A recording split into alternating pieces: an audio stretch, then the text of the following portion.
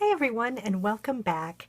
It has been a while since I made a video. I've been kind of trying to get a better lighting setup for my craft desk and I think I figured it out. I used to use two outlights on either side of me, which I still do, but then I wanted to add kind of a light from coming from behind me that I thought would give a brighter look to the desk. And I'm really happy with this lamp I got. I'll put a link to it. Actually got it at Hobby Lobby, but you can get it at Amazon as well. It's just the OttLite brand. But I like it because it can either be a desk lamp or a floor lamp. So depending on how much room you have on your desk, it would work really well for a desk lamp. But I'm using it as a floor lamp. And you can definitely see a difference. Right now I don't have it on. And this is what my craft desk normally looks like. And now let me turn it on and I'll show you the difference. So it makes quite a difference, I think. So I'm really happy with it. Another thing I've changed too is I had talked about my Tim Holtz media mat, my glass media mat. It's a black surface and I felt like I couldn't figure out a way to not have the glare come on the glass. So for my videos, I'm just going to go back to using my mint green mat, which I also love. But the media mat is definitely better for when you want to make a mess and things like that. But for videos, I'm going to use this because I think the lighter color of the mat also kind of reflects light and makes it brighter too. So I'm going to try this for a while and see how it goes. And who knows, maybe I'll change it again later. So, but anyway, getting back to card making.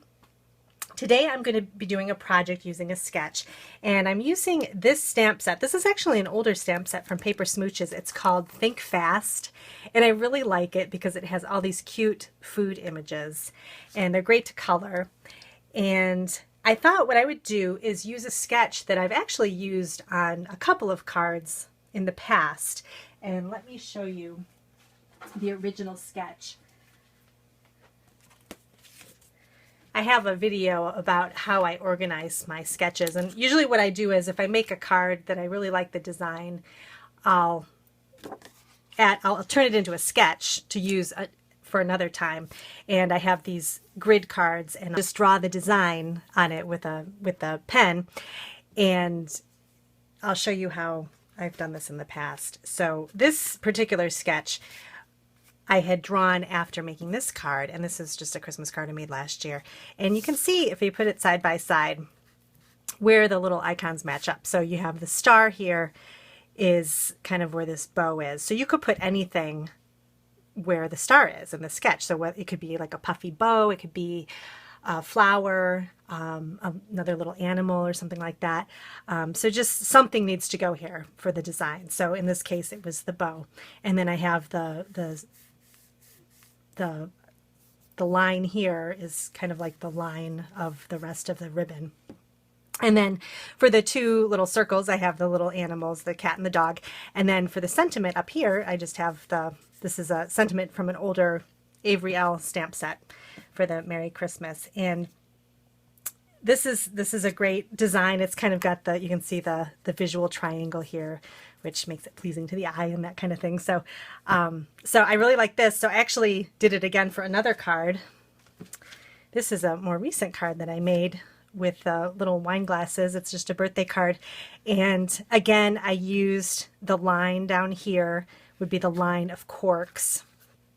And then the sentiment, instead of having a sentiment up here, I actually just moved it down here to where the star is. And so that's kind of goes in that spot. And then the little wine glasses would be the two circles. And you don't have to follow the two circles. It could be one big thing up here. It's just kind of getting the design idea. So I thought today I would use this same sketch again to try to make something different. And so I'm going to use the Think Fast stamp set. And what I like to do is kind of set everything up ahead of time. So I'm going to have this little panel this is an A2 sized card panel. And I love these. These are actually from Cut Cardstock. You can buy them in packs of 50. And it's their Cougar white cardstock, which is a really nice bright white. And I like to use these for my card fronts when I'm doing kind of a layered look. especially with coloring with Copics if you want to color on top. So if the color bleeds through, you have this as your layer on top of your card. But they're nice because they're already cut down to size, and they're meant to be just flat note cards, but I use them for card fronts. And also if I'm stamping a lot, I'll stamp a bunch of things to cut out onto one of these panels, and then any excess I have I'll just save in my little scrap bin and use for later. So they really come in handy. So what I'm doing for the sketch is I laid out all my little food stamps in a line to kind of mimic this line that goes across here. And for the star, I'm going to cut out a little rectangle for this sentiment. It says supersized hug. And I'm going to put that right here.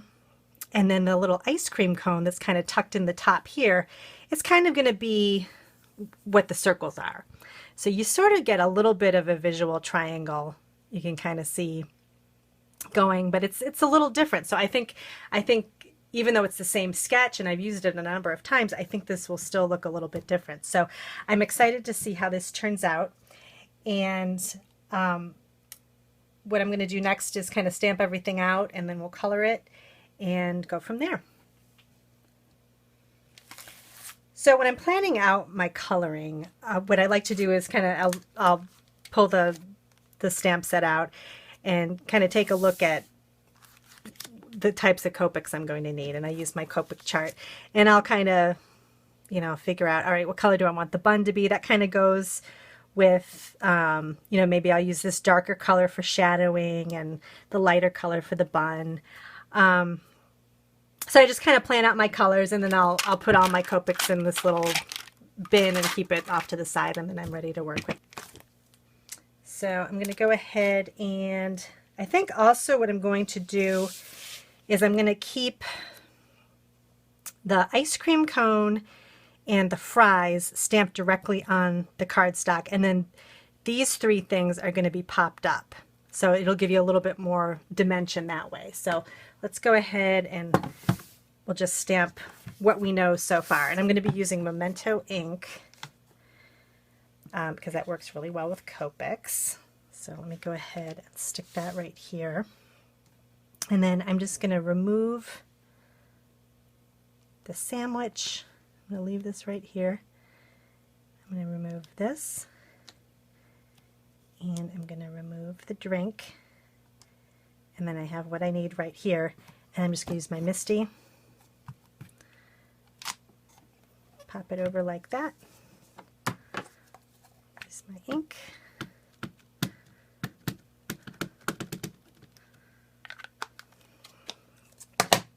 Make sure I have it all lined up. And then I got everything I need right there. All right, that looks good. You know what? I might just stamp it again just for good measure. There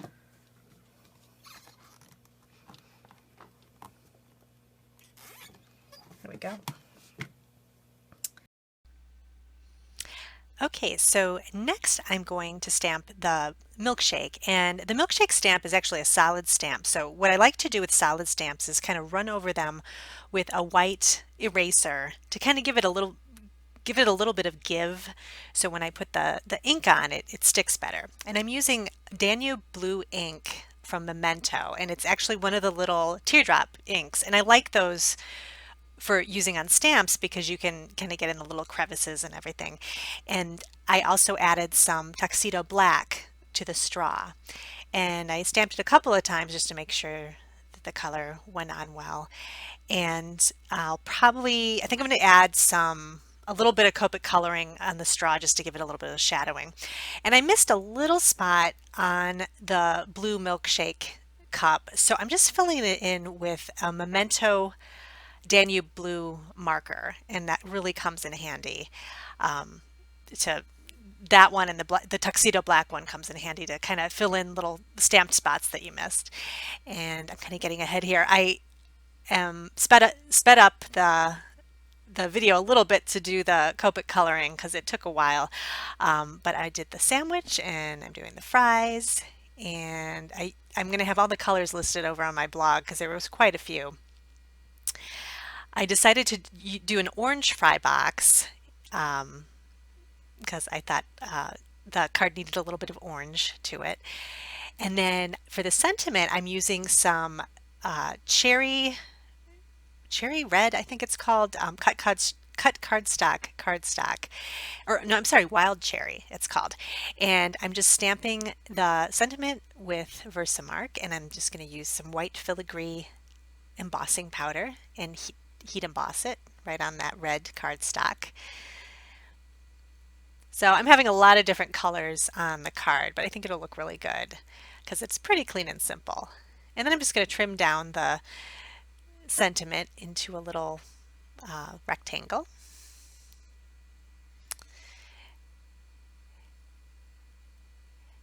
And then I'm going to line up and adhere all of my little pieces.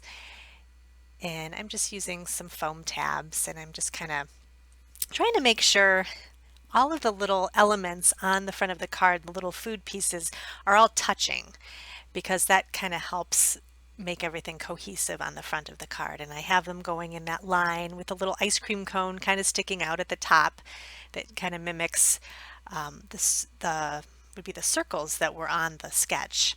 And then I popped that little sentiment right over the top, and then I'm just adding some foam strips. And I have a folded Cougar white note card that I'll be placing my card panel on the front of. So like I said, it's pretty clean and simple, but the pops of color on the food really, it's kind of all you need for the card. It just really makes everything crisp and clean and bright. So I really like the way this turned out, and you can see it compared to the sketch. A little bit different, but it still kind of follows the main elements of the sketch. You've got the line going, and then you've got the sentiment where the star would be, and then the ice cream cone with the circles. So thanks so much for joining me today, and let me know if you have any questions in the comments below.